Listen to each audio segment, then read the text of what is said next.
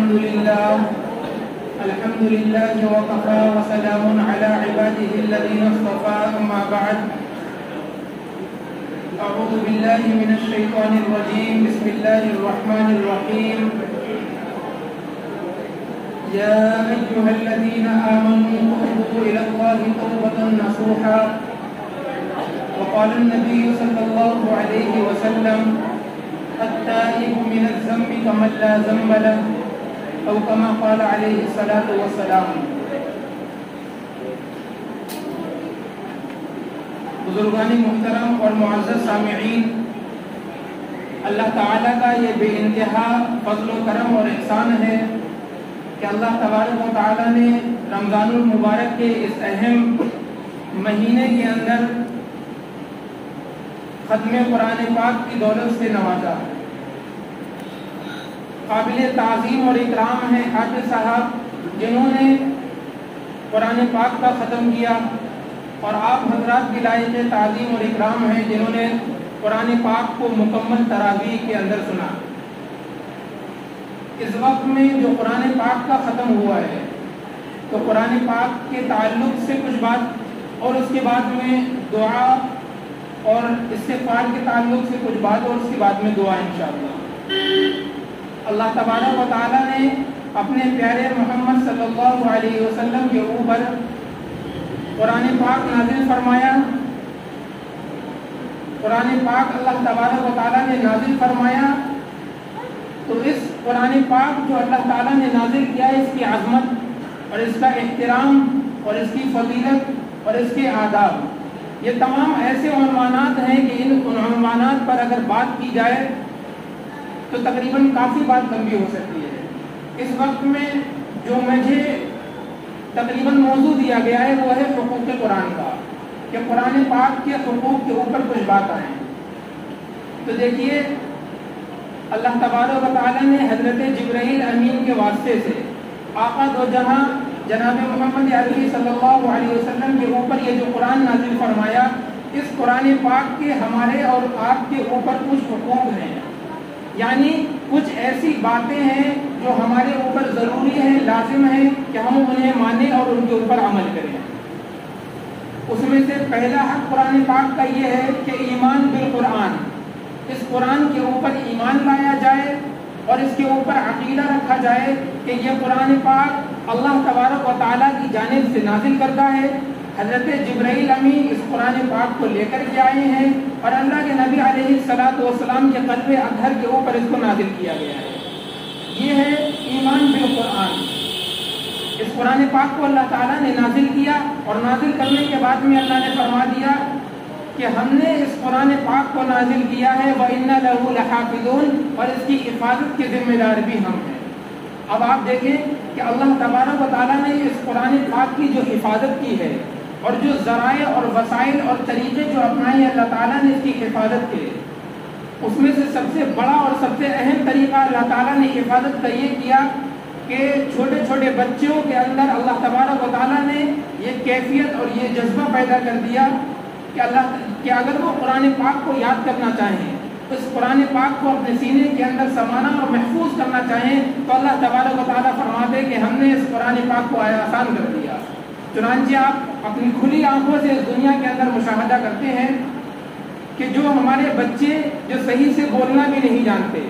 جو صحیح سے اپنی بات بھی نہیں کر سکتے، جب وہ قرآن پاک کو یاد کرتے ہیں اور قرآن پاک کو پڑھتے ہیں تو وہ الحمدللہ ثم الحمدللہ قرآن پاک کی اگر بسم اللہ سے شروع کرتے ہیں تو وہ ناس تک چلتے چلے جاتے ہیں۔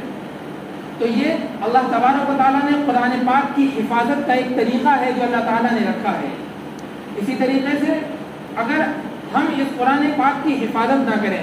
اگر ہم اس قرآن پاک کا احترام نہ کریں، اگر ہم اس قرآن پاک کی خدمت نہ کریں تو اللہ کے نبی علیہ الصلوۃ والسلام نے فرما دیا ان اللہ تعالی لیؤکد ھذا الدین بالرجل الفاجر، کہ اللہ تبارک و تعالیٰ کبھی کبھی ایسا بھی ہوتا ہے کہ ایک بد کردار شخص ہے، ایک فاسق اور فاجر گنہگار شخص ہے، اللہ تبارک و تعالیٰ اس شخص سے بھی اس دین کی خدمت دے دیتا ہے۔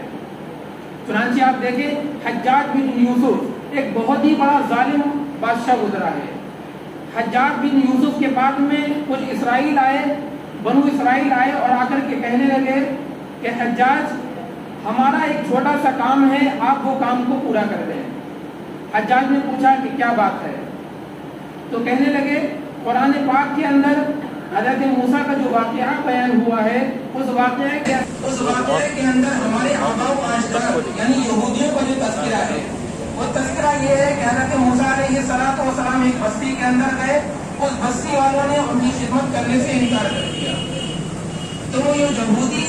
حجاج کے پاس میں آئے، آ کر کے کہنے لگے کہ آپ اس واقعے کے اندر ایسا کریں کہ یہ جو بات ہے کہ انہوں نے ان کی میزبانی کرنے سے انکار کر دیا، اس آیت کو بدل کر صرف اتنا سا کر دیں کہ انہوں نے انکار نہیں کیا بلکہ انہوں نے ان کی میزبانی کی۔ اور کرنا کیا تھا؟ ایک لفظ، اور لفظ بھی نہیں، صرف ایک حرف بدلنا تھا، لفظ با کو لفظ تا سے بدلنا تھا۔ قرآن پاک میں ہے، اسے صرف کرنا تھا کہ انہوں نے میزبانی کی۔ تو حجاج کہنے لگا ٹھیک ہے آپ تشریف رکھیے، میں ابھی آتا ہوں۔ چنانچہ حجاج بن یوسف اپنے کمرے کے اندر گیا اور وہاں سے تلوار نکال کر کے آیا، اور تلوار کو ہوا کے اندر لہرا کر ان 10 آدمی جو آئے ہوئے تھے 10 کو ایک صف میں کھڑا کیا اور 10 کی گردن کو قتل کر دیا، اور اللہ تعالیٰ کے روبرو یہ کہا کہ اللہ میں جانتا ہوں کہ میری اس تلوار سے تمام صحابہ کا قتل عام ہوا ہے، میری اس تلوار سے صحابہ کے خون بھی گرے ہیں، لیکن میری اندر یہ طاقت اور قدرت نہیں کہ جس قرآن پاک کی حفاظت کی ذمہ داری خود آپ نے لے رکھی ہو، اس قرآن پاک کے اندر میں تبدیلی کر دوں، اس قرآن پاک کے اندر میں تبدیلی کر دوں۔ تو یہ ہے اللہ تبارک و تعالیٰ کی حفاظت کے طریقہ۔ تو قرآن پاک کا پہلا ہمارے اوپر حق یہ ہے کہ اس قرآن کے اوپر جو ایمان لایا جائے اور یہ عقیدہ رکھا جائے اللہ تبارک و تعالیٰ کی جانب سے نازل کرتا ہے یہ قرآن پاک ہے۔ اسی طریقے سے دوسرا قرآن پاک کا ہمارے اور آپ کے اوپر حق یہ ہے تعلیم قرآن، انویٹر ہے، سیکھا جائے، قرآن پاک کو پڑھا جائے۔ اس قرآن پاک سے پہلے اللہ تبارک و تعالیٰ نے حضرات انبیاء کے اوپر جتنی بھی کتابیں نازل کی، ان کتابوں کی حیثیت یہ نہیں تھی کہ ان کتابوں کو پڑھا جائے اور ان کتابوں کو سیکھا جائے۔ اللہ تبارک و تعالیٰ نے حضرت محمد مصطفیٰ صلی اللہ علیہ وسلم کے اوپر یہ قرآن نازل کیا۔ اس قرآن پاک کا حق یہ ہے کہ ہم اور آپ اس قرآن کو سیکھیں اور اس قرآن کی تلاوت کریں اور اس قرآن کو پڑھیں۔ دیگر انبیاء کی جو کتابیں تھیں ان کی حیثیت مطلع کی کتابوں کی حیثیت تھی کہ اگر کوئی مسئلہ درپیش ہوتا تھا کتابوں کو کھول کر کے دیکھتے تھے، مسئلہ حل ہو جاتا تھا کتابوں کو بند کر کے رکھ دیا کرتے تھے۔ اللہ تعالیٰ نے یہ کتاب نازل فرمائی، یہ قرآن نازل فرمایا۔ اس قرآن پاک کا حق یہ ہے کہ اس قرآن کا پڑھنا بھی ثواب، اس قرآن کا دیکھنا بھی ثواب، اس قرآن کا چھونا بھی ثواب، اور جو بھی اس قرآن پاک سے جس کا بھی تعلق ہو جائے اس کی عظمت اور اس کا احترام ہو جاتا ہے۔ رمضان المبارک کے مہینے کے اندر قرآن نازل ہوا، اللہ تبارک و تعالیٰ نے رمضان کی عظمت اور رمضان کا احترام بڑھا دیا۔ ایک طالب علم نے، ایک انسان نے، مرد ہو یا عورت ہو، اس قرآن پاک کو اپنے سینے کے اندر بسایا، اللہ تبارک و تعالیٰ نے اس کا احترام یہ کیا کہ اللہ تعالیٰ نے فرشتوں کو حکم یہ دے دیا کہ فرشتے اپنے بالکل صحیح ہے نیچے بچھا دیں۔ چنانچہ قرآن پاک کا یہ حق ہے گاڑی ہم نے لگا دی تھی، اس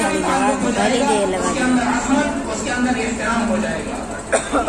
تو اس قرآن پاک کا دوسرا حق یہ ہے کہ اس قرآن پاک کو سیکھا جائے، اس قرآن پاک کو پڑھا جائے، اس قرآن پاک کی تعلیم کی جائے۔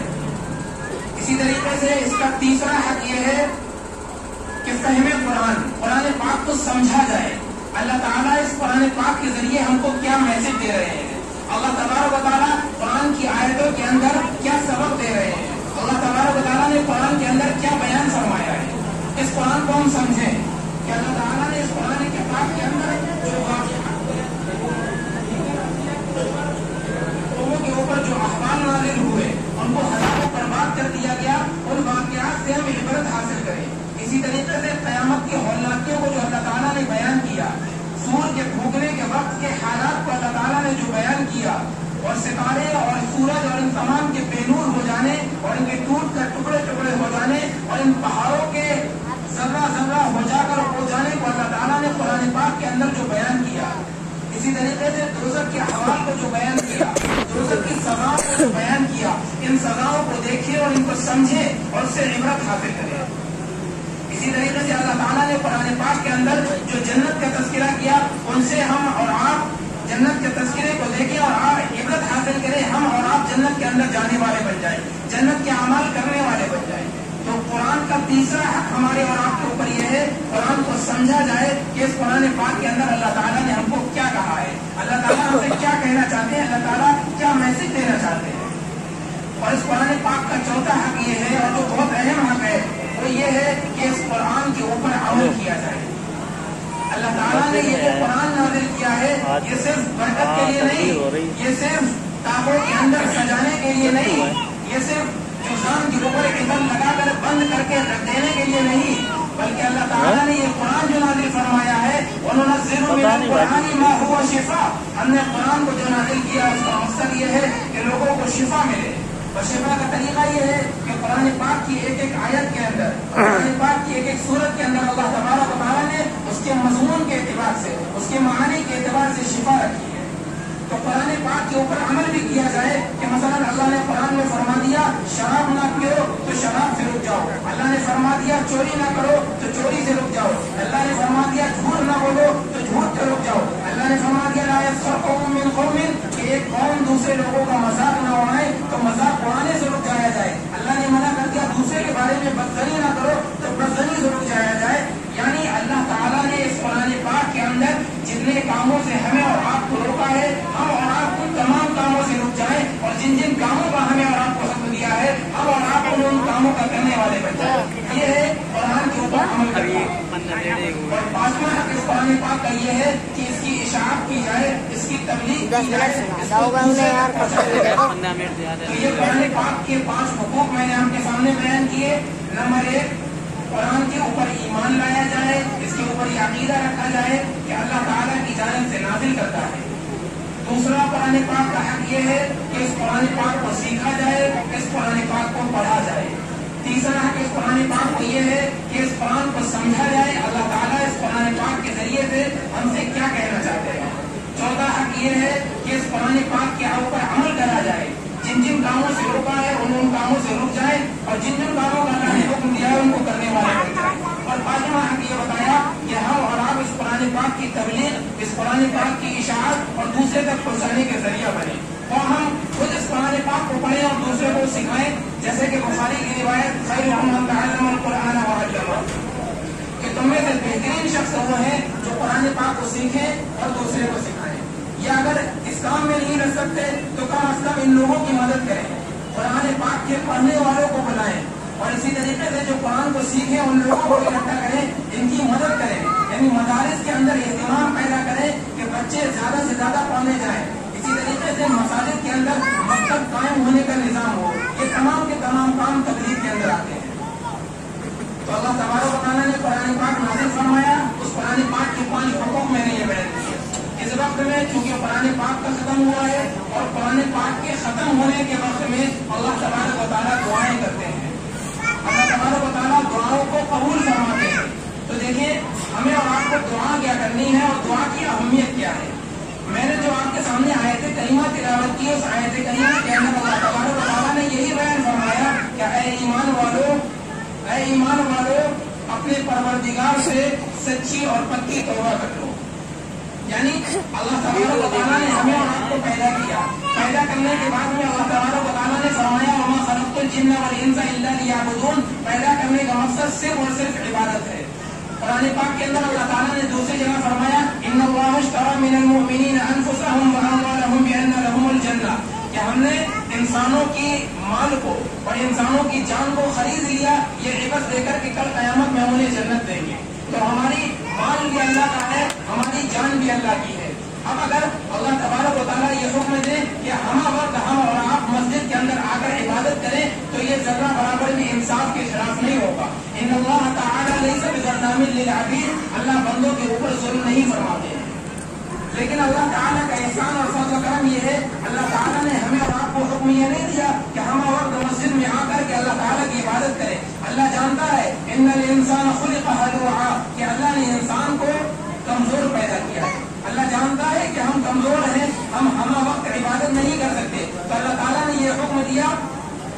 کہ اپنی معاش کے اندر بھی رکھو، اپنے روزی کمانے میں بھی رکھو، اپنی دنیا کمانے میں بھی رکھو، اپنے اولاد اور اپنے بیوی بچوں کے ساتھ میں بھی وقت گزارو، اپنے رشتے دار کے ساتھ میں بھی وقت گزارو، لیکن ساتھ ہی ساتھ میں 24 گھنٹے میں سے 5 وقت کے لیے نماز کے لیے اپنے اوقات کو فارغ کر لیا، جس میں سے مشکل آدھا یا پون گھنٹہ رہتا ہے۔ لیکن ہمارا اور آپ کا حال یہ ہے کہ ہم نے 24 گھنٹے میں سے 24 گھنٹے تو دور اللہ تبارک و تعالیٰ کی عبادت کے لیے 5 وقت کی نماز کے لیے بھی نہیں نکالے۔ اللہ تعالیٰ نے فرمایا کہ ہم نے مومنین کی جان اور ان کی مال کو خریدا ہے۔ اگر اللہ تعالیٰ یہ حکم دیتے کہ جو کچھ بھی کماؤ سارا کا سارا مال زکات میں دے دو، سارا کا سارا مال صدقے میں دے دو، تو یہ بھی ظلم نہیں ہوتا، یہ بھی انصاف کے خلاف نہیں ہوتا۔ لیکن اللہ کا احسان یہ ہے، اللہ تعالیٰ نے ہمارے مالوں میں سے ایک معمولی مقدار دینے کا حکم فرمایا، وَيَمْنَعُونَ الْمَاعُونَ فرمایا، وَيَمْنَعُونَ الْمَاعُونَ معمولی مقدار سے روکتے ہیں۔ حضرات مفسرین بیان فرماتے ہیں کہ اس معمولی مقدار سے مراد زکات ہے، کیونکہ مال کی جو زکات دی جاتی ہے 40 مال کی جو زکات دی جاتی ہے 2.5%، یہ 2.5% مال کی ایک معمولی مقدار ہوتی ہے۔ تو اللہ تعالیٰ نے مال کی ایک معمولی مقدار دینے کا حکم فرمایا، وہ بھی ہر مہینے نہیں، ہر 6 مہینے نہیں، بلکہ سال میں ایک بار، وہ بھی جب انسان کے اوپر نصاب کے بقدر پیسے اور مال موجود ہو۔ اس کے باوجود ہمارا اور آپ کا حال یہ ہے کہ ہم اپنے مالوں کی اعلیٰ ترتیب زکات نہیں ادا کرتے۔ اس کے علاوہ اللہ تعالیٰ نے کتنی چیزوں سے ہمیں اور آپ کو روکا، اس کے باوجود ہم تمام کی تمام دن اور تمام کی تمام رات، خواہ تنہائی ہو خواہ مجمع ہو، جان بوجھ کر ہو یا انجانے میں ہو، گناہ کے اندر ملبوس اور گناہ کے اندر لگے رہتے ہیں۔ حرام کمائی ہمارے اندر، دوسروں کی غیبت ہمارے اندر، چغلی ہمارے اندر، بدنگاہی اور بدنظری ہمارے اندر، غرض ہے کہ تمام قسم کے گناہوں ہمارے اندر موجود۔ لیکن اللہ تبارک و تعالیٰ نے ارشاد فرما دیا، اللہ تعالیٰ نے جب انسان کو پیدا کیا،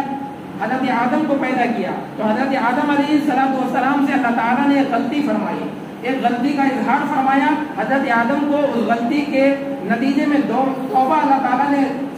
توبہ کی تلقین دی، ربنا ظلمنا انفسنا وان لم تغفر لنا، کہ اس طریقے سے مانگو۔ حضرت آدم نے اس طریقے سے دعا مانگی، اللہ تعالیٰ نے قبول فرمائی۔ اللہ تعالیٰ نے رہتی دنیا تک کے انسانوں کو یہ سبق دیا ہے کہ اے انسانوں، کان کھول کر کے سنو، تم سے بھی غلطی ہوگی، تم سے بھی گناہ ہوں گے، تم سے بھی بھول چوک ہوگی، لیکن کرنا یہ ہوگا جس طریقے سے آدم نے توبہ کی ہے، جس طریقے سے آدم نے معافی مانگی ہے، جس طریقے سے آدم نے اپنی آنکھوں سے آنسو بہائے ہیں، تمہیں بھی یہ چاہیے کہ تم توبہ کرنا، تم استغفار کرنا، تم اپنی آنکھوں سے آنسو کو بہانا۔ میں بخشنے والا ہوں، میں معاف کرنے والا ہوں، میں توبہ کو قبول کرنے والا ہوں۔ اور یہ جو میں نے آپ کے سامنے حدیث پڑھی شروع کے اندر، اللہ کے نبی علیہ السلام فرماتے ہیں التائب من الذنب کمن لا ذنب لہ، کہ گناہ کرنے کے بعد میں اگر کوئی بندہ گناہ سے معافی مانگتا ہے، اگر کوئی بندہ گناہ سے توبہ کرتا ہے، تو گویا کہ ایسا ہے کہ اس نے آج تک کوئی گناہ کیا ہی نہ ہو۔ اللہ کے نبی دوسری حدیث میں فرماتے ہیں کل بنی آدم خطاؤون، کہ ہر انسان بکثرت غلطی کرنے والا ہے۔ خطاؤون، خاطئون نہیں فرمایا، فرمایا خطاؤون، مبالغے کا صیغہ، بکثرت اور ہمہ وقت غلطی اور گناہ کرتا رہتا ہے۔ اللہ کے نبی فرماتے ہیں وخیر الخطائین التوابون، بہترین غلطی کرنے والا وہ ہے جو گناہ ہو جائے تو فوراً توبہ کر لے، پھر گناہ ہو جائے تو پھر فوراً توبہ کر لے۔ کیا معلوم ہوا؟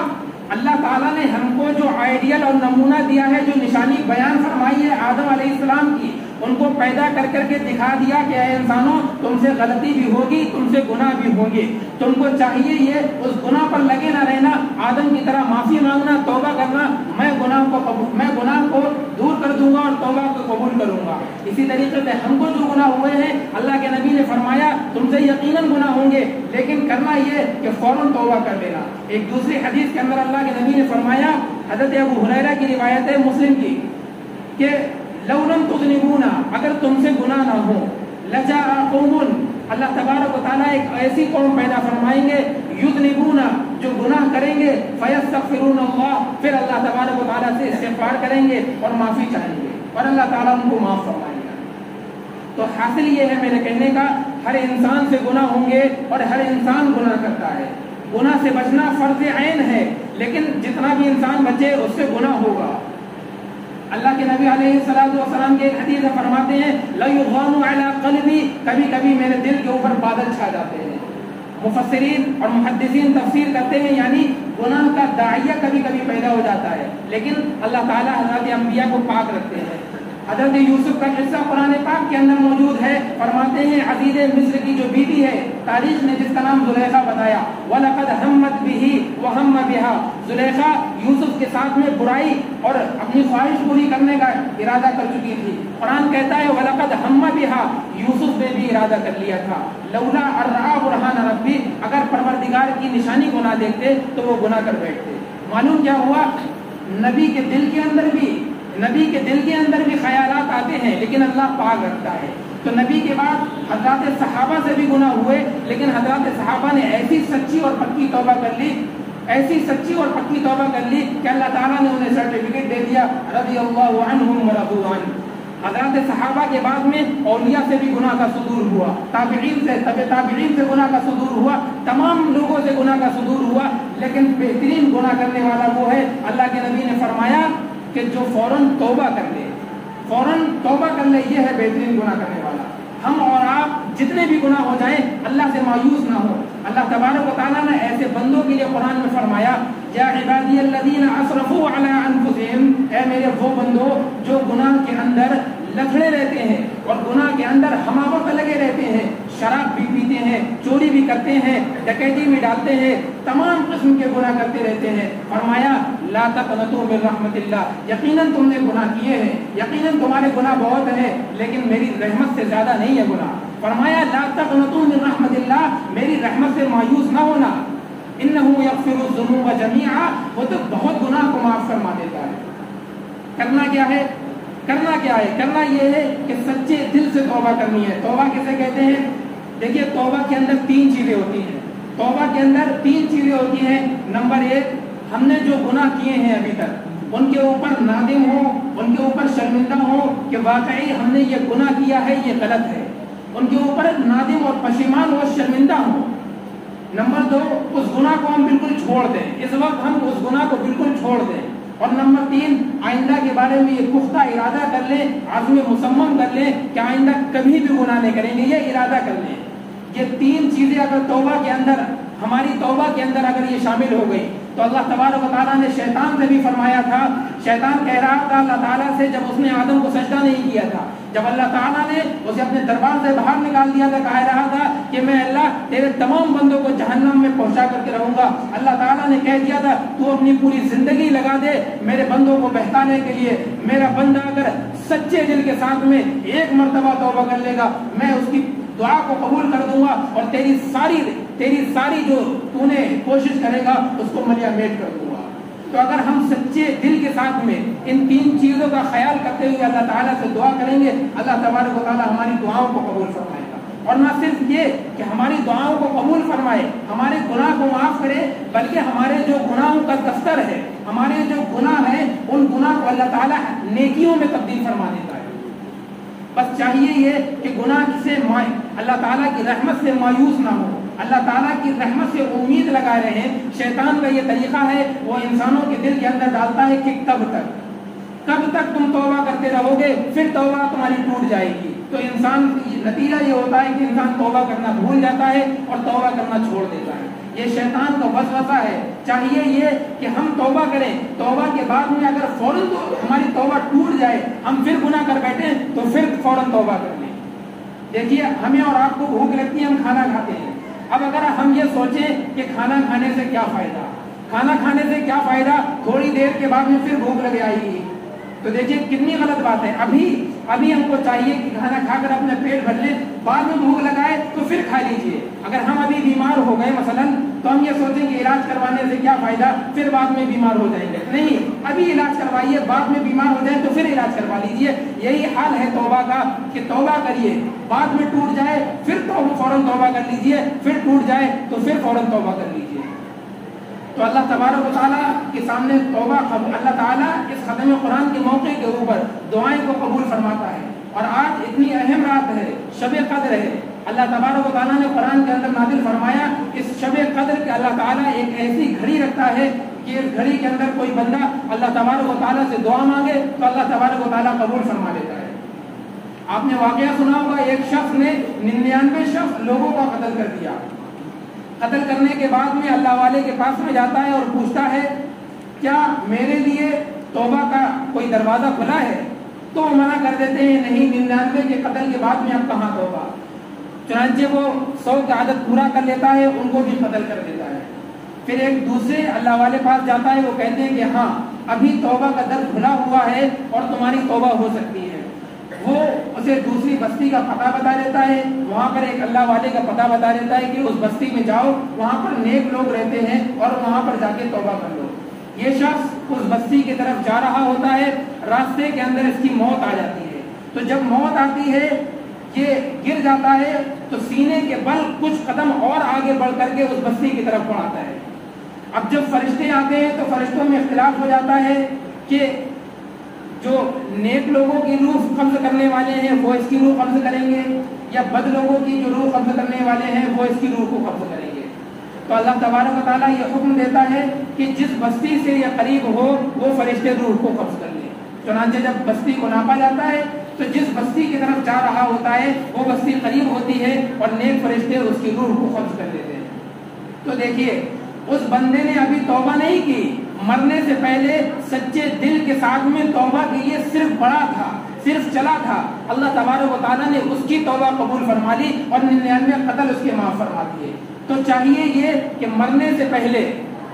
غرغرے میں پہنچنے سے پہلے جب بھی ہم اللہ تبارک و تعالیٰ سے توبہ کریں گے اللہ تبارک و تعالیٰ توبہ قبول فرمائے گا. فرعون کو دیکھیے, اس نے توبہ تو کی لیکن غرغرے کے وقت میں جب اس کے موت کے فرشتے نظر آنے لگے تب اس نے کہا آمنت برب موسیٰ و ہارون, لیکن اس وقت توبہ قبول نہیں ہوتی. تو ابھی ہمیں اور آپ کو یہ زندگی ملی ہوئی ہے, ہمیں اور آپ کو یہ وقت ملا ہوا ہے, نہ جانے کب ہمارا اور آپ کا وقت آ جائے اور اس دنیا سے جانا پڑ جائے. تو اللہ تبارک و تعالیٰ نے اتنا اہم یہ موقع اور اتنی اہم یہ مجلس دی ہے کہ ختم قرآن کا موقع ہے اور شب قدر کا موقع ہے. اس وقت کے اندر دعائیں اللہ تبارک و تعالیٰ سے سچے دل کے ساتھ میں دعائیں مانگیں. اللہ کے نبی علیہ السلام نے حدیث میں فرما دیا کہ ہلاک و برباد ہو جائے وہ شخص کہ رمضان المبارک کا مہینہ اس نے پایا ہو اور اس کے باوجود اپنی مغفرت نہ کروا پایا ہو.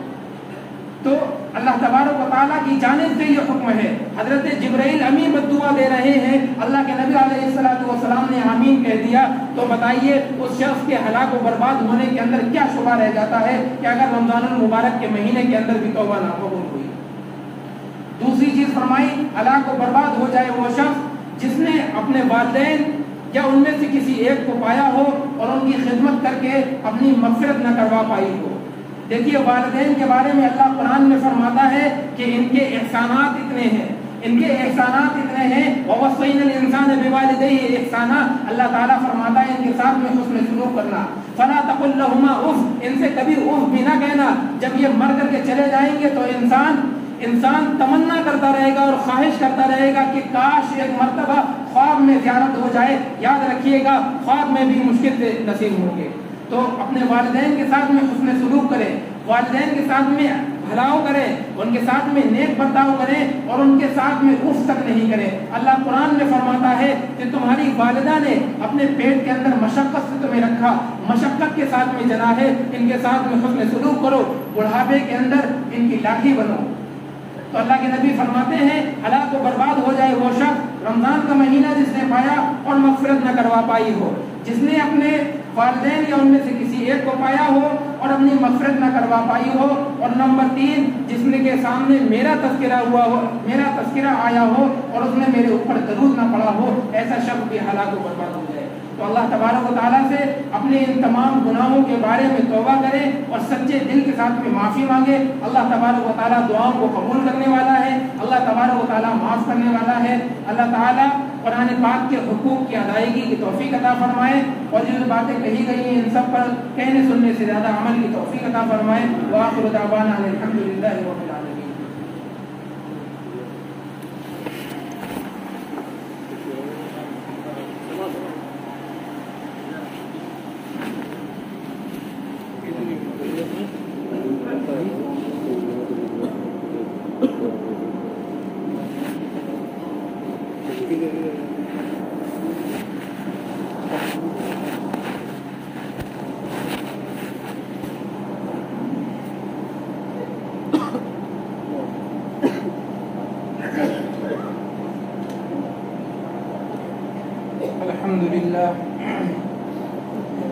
الحمد لله رب العالمين الرحمن الرحيم مالك يوم الدين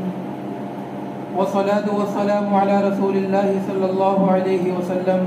اللهم صل على محمد وعلى آل محمد كما صليت على إبراهيم وعلى آل إبراهيم إنك حميد مجيد ربنا آتنا في الدنيا حسنة وفي الآخرة حسنة وقنا عذاب النار ربنا ظلمنا أنفسنا وإن لم تغفر لنا وترحمنا لنكونن من الخاسرين ربنا وآتنا ما وعدتنا على رسلك ولا تخزنا يوم القيامة إنك لا تخلف الميعاد اللهم إنك عفو تحب العفو فاعف عنا يا كريم اللهم إنك عفو تحب العفو فاعف عنا يا كريم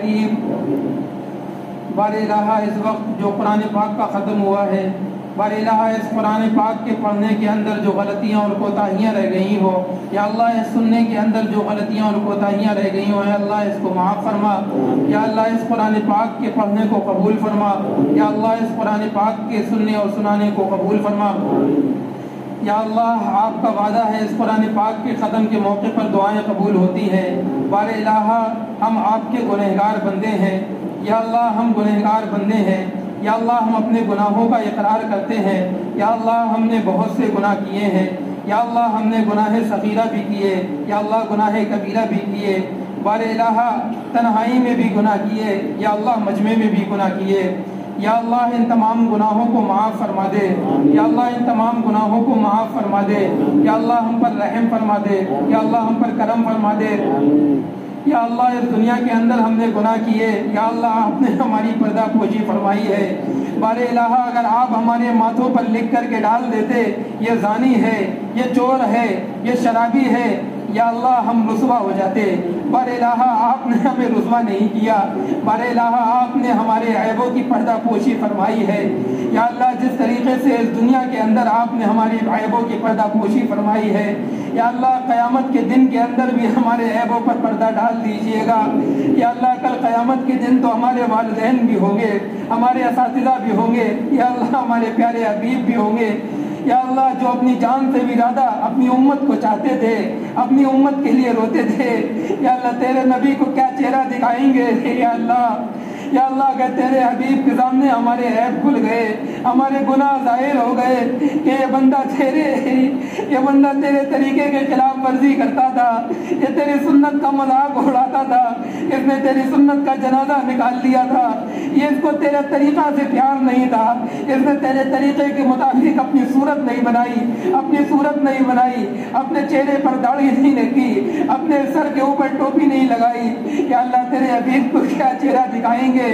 یا اللہ تیرے حبیب تو کل میدان حشر کے اندر یا اللہ حوض کوثر سے یا اللہ سب کو جام پلائیں گے یا اللہ ہم کس منہ سے تیرے حبیب پاس جائیں گے یا اللہ کس منہ لے کر جائیں گے یا اللہ نہ تیرے حبیب جیسا ہمارا چہرہ یا اللہ نہ تیرے حبیب جیسا ہمارا چہرہ یا اللہ نہ صورت تیرے حبیب جیسی یا اللہ نہ سیرت تیرے حبیب جیسی یا اللہ ہم کس منہ کو لے کر جائیں گے یا اللہ اس دنیا کے اندر ہمارے گناہوں کو معاف فرما دے یا اللہ ہم معاف فرما دے یا اللہ مرنے سے پہلے یا اللہ ہم توبہ کرتے ہیں یا اللہ آج توبہ کرتے ہیں یا اللہ تیرے حبیب نے فرمایا ہے گناہگار بہترین گناہ کرنے والا وہ ہے جو گناہ ہو جائے فوراً معافی مانگ لے یا اللہ ہم معافی مانگتے ہیں یا اللہ ہم گناہ کے اوپر جرات مندی کا مظاہرہ نہیں کرتے یا اللہ ہم معافی مانگتے ہیں معاف فرما دے یا اللہ جتنے بھی گناہ ہو گئے یا اللہ سب کو معاف فرما دے یا اللہ آپ ہی نے تو قرآن میں فرمایا ہے میری رحمت سے مایوس مت ہونا یا اللہ بالکل ہم تیری رحمت سے مایوس نہیں ہے یا اللہ ہم گنہگار بندوں کو اگر آپ بخش دیں گے یا اللہ آپ سے کوئی نہیں پوچھے گا یہ اتنے گنہگار بندے تھے جو مسجد کے اندر بھی پابندی سے نہیں آتے تھے جو 5 وقت نماز بھی نہیں پڑھتے تھے جو مالوں کی زکوٰۃ بھی نہیں دیتے تھے جو قرآن پاک کے حقوق کی ادائیگی بھی نہیں کرتے تھے جو والدین کے ساتھ حسن سلوک بھی نہیں کرتے تھے تم نے کیوں معاف کر دیا یا اللہ معاف فرما دے ان تعذبهم فانهم عبادك وإن تغفر لهم، یا اللہ اگر آپ معاف فرما دیں یا اللہ آپ سے کوئی نہیں پوچھے گا، یا اللہ آپ کے خزانے میں کمی نہیں آئے گی۔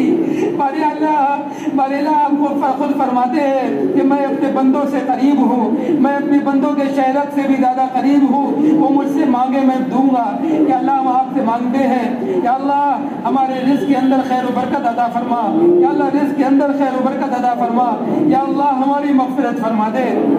یا اللہ شب قدر کا موقع ہے، یا اللہ آپ نے اس کے اندر گھڑی ایسی رکھی ہے کہ اس کے اندر اگر کوئی بندہ دعا کرے اس کی دعا قبول ہوتی ہے۔ یا اللہ آج شب قدر کا موقع ہے، یا اللہ تراویح کا موقع ہے، یا اللہ رات میں ہم نے آپ کو پکارا ہے، یا اللہ اتنا بڑا مجمع ہے، یا اللہ بوڑھے بھی موجود ہے، یا اللہ آپ فرماتے ہیں کہ آپ کو شرم آتی ہے سفید داڑھی والوں کو بغیر دیے لوٹالتے ہوئے۔ یا اللہ اس مجمع کے اندر بچے بھی بیٹھے ہیں، یا اللہ جس کی ادا آپ کے نزدیک پیاری ہو، یا اللہ جو آپ کے نزدیک پیارا ہو، یا اللہ اس کے صدقہ طفیل میں ہم سب کی مغفرت فرما دے۔ یا اللہ اپنے کالی کملی والے جناب محمد عربی صلی اللہ علیہ وسلم کے صدقہ طفیل میں قبول فرما دے۔ یا اللہ ابو بکر صدیق، یا اللہ عمر فاروق، یا اللہ عثمان غنی، علی مرتضی، یا اللہ ان اصحاب رضوان اللہ تبارک و تعالیٰ عنہم اجمعین کے صدقہ طفیل میں قبول فرما دے۔ یا اللہ رمضان المبارک کے 20 روزے ہم نے رکھ دیے، یا اللہ ہم نے تراویح کو پڑھا، یا اللہ قرآن پاک کو ختم کیا، یا اللہ جو ہمارے یہ ٹوٹے پھوٹے اعمال ہیں یا اللہ یہ اس لائق تو نہیں کہ ان کا واسطہ دے سکے، یا اللہ اس کے اندر روح تو نہیں، یا اللہ یہ بے جان ہے، یا اللہ اس مسجد کے اندر آ کر یا اللہ ہم نے عبادت تو کی، ہمارا دل یا اللہ دنیا کے اندر لگا رہا، یا اللہ ہم نے سجدے تو کیے لیکن ہمارا دل یا اللہ ہمارے گھروں کے اوپر لگا رہا، یا اللہ جیسی بھی عبادت کی ہے یا اللہ اس کو قبول فرما لے، یا اللہ ہماری ان عبادت کی بنسبت یا اللہ ان عبادت کے صدقے میں یا اللہ ہماری دعاؤں کو قبول فرما لے۔ یا اللہ قبر کی عذاب سے حفاظت فرما لے، یا اللہ قبر کی تنگی اور قبر کی ظلمت سے حفاظت فرما دے، یا اللہ قبر کی عذاب سے حفاظت فرما دے، یا اللہ قبر کے سوال و جواب کو آسان فرما دے، باللہ عذاب جہنم سے حفاظت فرما دے، باللہ عذاب دوزخ سے حفاظت فرما دے، یا اللہ پل صراط پر یا اللہ چلنا آسان فرما دے، یا اللہ پلک جھپکتے ہم سب کو گزار دے، یا اللہ ہمارا نامہ اعمال دائنے ہاتھ میں دے دے، یا اللہ بائیں ہاتھ سے حفاظت فرما دے، یا اللہ کل میدان حشر میں اپنے نبی کے حوض کوثر پر ہم سب کو مشروب پینے کی توفیق عطا فرما دے، یا اللہ اس حوض کوثر پر یا اللہ جام پینے کی توفیق عطا فرما دے، یا اللہ جتنے بھی لوگ بیمار ہیں ان کی بیماریوں کو دور فرما دے، یا اللہ ان کو شفائے کلیہ عطا فرما دے، یا اللہ شفائے عاجلہ مستمرہ قائمہ دائمہ نصیب فرما دے، یا اللہ حافظ صاحب سے جنہوں نے بھی دعاؤں کے لیے کہا ہے یا اللہ ان کے اوپر جن کا بھی حق ہے، یا اللہ اس مجمع کے اندر جتنے بھی لوگ بیٹھے ہیں یا اللہ دلوں کے اندر جن کی بھی آرزو ہے، یا اللہ والدہ کے لیے جو دعا کے لیے کہا گیا ہے یا اللہ ان ساری دعاؤں کو قبول فرما لے، یا اللہ ان کو بہترین صحت عطا فرما دے، یا اللہ شفا عطا فرما دے، یا اللہ ہم سب کی عمروں کے اندر برکت عطا فرما، یا اللہ ہم کو نیک اعمال کرنے کی توفیق عطا فرما، یا اللہ نامہ اعمال ہمارے صالح اور نیک بنا دے، یا اللہ رمضان المبارک کا حق ادا کرنے والا بنا، یا اللہ 10 دن رہ گئے ہیں یا اللہ رمضان المبارک، یا اللہ پچھلے رمضان کے اندر ہمارے بہت سے بھائی تھے یا اللہ اس رمضان کے اندر وہ نہیں ہے، یا اللہ نہ جانے کب ہمارا بھی وقت آ جائے، بارے اللہ نہ جانے ہمارا ہی کب وقت آ جائے، یا اللہ تیرے حبیب تو اس رمضان کو رو رو کر دعائیں مانگ کر مانگا کرتے تھے، اللہم بارک لنا فی رجب و شعبان، یا اللہ ہم نے اس رمضان کا احترام نہ کیا، یا اللہ ہم نے اس رمضان کے لیے دعائیں نہ کی، یا اللہ آپ نے بیٹھ اپنے فضل و کرم سے یہ رمضان ہم کو عطا کیا، یا اللہ ہم نے اس کے لیے دعائیں تو نہیں کی تھی، یا اللہ جب آپ نے ہم کو عطا کر دیا تو اے اللہ اس کے حق ادا کرنے والا بنا، یا اللہ اس کا حق ادا کرنے والا بنا، یا اللہ غفلت کے اندر 20 دن گزر گئے، یا اللہ آئندہ کا جو عشرہ رہ گیا ہے یا اللہ اس 10 دن کا احترام کرنے والا بنا، یا اللہ رحمت کو لوٹنے والا بنا، یا اللہ برکتوں کو لوٹنے والا بنا، یا اللہ جہنم سے چھٹکارا اور خلاصی عطا فرما، یا اللہ شب قدر کے اندر جاگ کر عبادت کرنے والا بنا، یا اللہ اس کے اندر جاگ کر عبادت کرنے والا بنا، یا اللہ قرآن پاک کے جو حقوق کا بھی تذکرہ ہوا یا اللہ ان حقوق کا ادائیگی کرنے والا بنا، ان حقوق کی رعایت کرنے والا بنا، یا اللہ جب بھی ہم سے گناہ ہو جائے فوراً توبہ کرنے والا بنا، یا اللہ شیطان کے وسوسوں سے حفاظت فرما، یا اللہ جنہوں نے بھی دعا کے لیے کہا ہے سب کی دعاؤں کو قبول فرما۔ بار الہ بہت سے بچے شادی کے لیے ہیں، بہت سی بچیاں نکاح کے لیے ہیں، یا اللہ خزانے غیب سے رشتوں کے اسباب پیدا فرما۔ یا اللہ جو اپنے گھر کے لیے پریشان ہیں ان کو بہترین گھر عطا فرما۔ یا اللہ جو قرضوں میں ڈوبے ہوئے ہیں ان کے قرضوں کی ادائیگی خزانے غیب سے پیدا فرما۔ یا اللہ ہمارے بچوں، یا اللہ ہمارے نسل کے اندر حفاظ پیدا فرما۔ یا اللہ علماء پیدا فرما۔ یا اللہ دین کی خدمت کرنے والا بنا۔ یا اللہ دین کا داعی بنا۔ یا اللہ تبلیغ کرنے والا پیدا بنا۔ یا اللہ دین کی حفاظت کرنے والا بنا۔ یا اللہ دین کے داعی پیدا فرما، دین کے مبلغین پیدا فرما۔ یا اللہ ہمارے دل کو زندہ فرما۔ یا اللہ آپ نے فرمایا ہے کہ مومن بندہ جب بھی گناہ کرتا ہے تو دل کے اوپر کالا نقطہ لگ جاتا ہے، اگر گناہ کرتا رہے تو پورا دل کالا ہو جاتا ہے۔ یا اللہ ہم توبہ کرتے ہیں، ہمارے دل کو پاک اور صاف فرما دے۔ یا اللہ ہمارے دل کو پاک اور صاف فرما دے۔ یا اللہ ہمارے دل کو کالا نہ فرما۔ یا اللہ ہم کو مغفرت کے پانی سے دھلنے کی توفیق عطا فرما دے۔ یا اللہ رحمت کا لباس پہننے کی توفیق عطا فرما دے۔ یا اللہ قبل اس کے کہ کل ہماری نماز جنازہ پڑھی جائے، یا اللہ قبل اس کے کہ ہمارے اوپر کوئی رونے والا نہ ہو، یا اللہ قبل اس کے کہ کوئی نامہ اعمال ہمارے موجود نہ ہو، یا اللہ قبل اس کے کہ کوئی ایصال ثواب کرنے والا ہمارے لیے موجود نہ ہو۔ یا اللہ خود ہمیں نماز پڑھنے والا بنا۔ یا اللہ ہمیں نماز پڑھنے والا بنا۔ یا اللہ نامہ اعمال کرنے والا بنا۔ یا اللہ نیک عمل کرنے والا بنا۔ یا اللہ اگر ہم مر کر کے چلے گئے، یا اللہ ہماری آنکھیں بند ہو گئی، ہمارا یہ دل دھڑکنا بند ہو گیا، یا اللہ قبر کے اندر کوئی بھی ہم نیک عمل نہیں کر سکتے، یا اللہ ہمارے دل کے اندر یہ بات ڈال دے کہ نیک عمل کرنے کی توفیق عطا فرما۔ یا اللہ نیک عمل زیادہ سے زیادہ کرنے والا بنا۔ یا اللہ 5 وقت نماز کو پڑھنے والا بنا۔ یا اللہ اب تک جو بھی گناہ ہو گئے، یا اللہ اب تک جو بھی غلطیاں ہو گئی، یا اللہ آئندہ نہیں ہوگی، یا اللہ پکا ارادہ کرتے ہیں آئندہ گناہ نہیں کریں گے، یا اللہ اگر پھر ہو جائے تو آئندہ پھر توبہ کی توفیق عطا فرما دیجیے گا۔ یا اللہ ہمارے دلوں کے اندر معافی کا جذبہ پیدا فرما۔ یا اللہ معافی کا یقین پیدا فرما۔ یا اللہ معافی کا استحضار عطا فرما۔ یا اللہ جتنی بھی یہ دعائیں کی گئی ہیں، یا اللہ ان تمام دعاؤں کو قبول فرما۔ یا اللہ آپ کے نبی نے بہت سی دعائیں مانگی ہیں، یا اللہ ہم بھی ان تمام دعاؤں کو مانگتے ہیں۔ یا اللہ جن دعاؤں سے آپ علیہ الصلوۃ والسلام نے پناہ مانگی ہے، یا اللہ ہم بھی ان تمام دعاؤں سے پناہ مانگتے ہیں۔ اللهم إنا نسألك من خير ما سألك منه نبيك محمد صلى الله عليه وسلم، ونعوذ بك من شر ما استعاذك منه نبيك محمد صلى الله عليه وسلم، وأنت المستعان وعليك البلاغ، ولا حول ولا قوة إلا بالله۔ سبحان ربك رب العزة عما يصفون، وسلام على المرسلين، والحمد لله رب العالمين، آمين برحمتك يا